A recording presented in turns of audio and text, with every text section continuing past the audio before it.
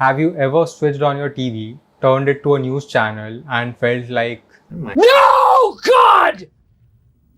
No! God, please, no! No! No! No!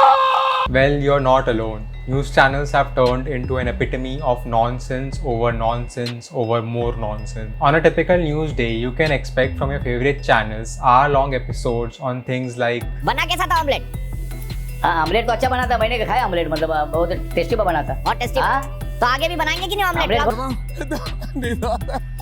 अरे आप में ताकत तो है। अगर एक एक्टर सुई में धागा डालेगा तो कैसे डालेगा ये देखिए। But how did an industry of professionals who spend their life studying journalism go sideways? One of the bigger and more talked about reasons would be that TV journalism is dying.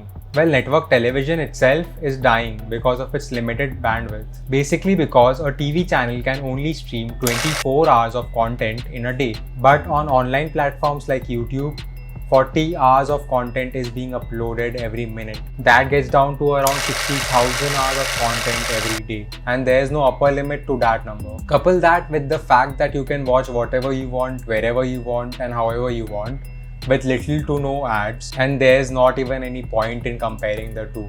And that is the major reason behind why all big networks are now launching their own streaming services. Because they are trying to abandon this sinking ship called the network television. But unfortunately, news channels cannot jump ships like other networks are, because their content doesn't really translate well to the online medium. They cannot put their content on streaming services because of its topical and controversial nature, and no one is interested in watching people screaming for 2 hours on social media platforms like YouTube. Or maybe they are. The best they can do is to condense these hour-long videos into 5-minute clips on YouTube. Also, the vast majority of internet users are young people, which are not exactly their target audience. News channels are now having to compete in a dramatically shrinking market against entertainment giants. So to keep surviving in these conditions, they are spicing things up.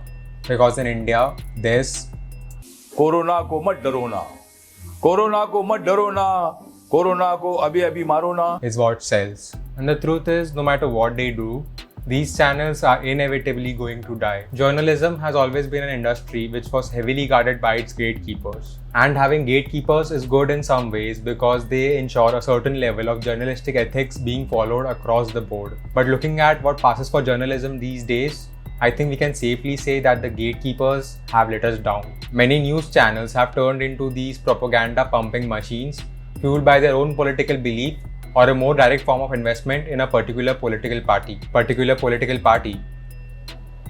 Try saying that 10 times faster. And due to the presence of these gatekeepers, the truth beyond propaganda never really comes out. But on the new media platforms, the gatekeepers are completely removed.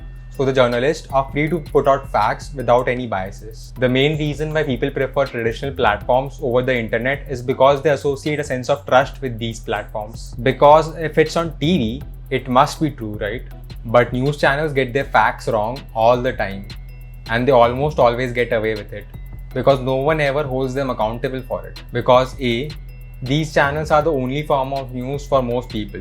So most people don't know any better. B, even if you know that the information, statistics or facts are wrong, there's not much you can do about it. You can file a complaint against them in a court, but good luck fighting a multi-billion-dollar corporation in court. And as long as they're using words like, according to our sources, there will be GPS chips hidden inside these new 2000 rupee notes. सूत्रों की माने तो अर्थ flat है.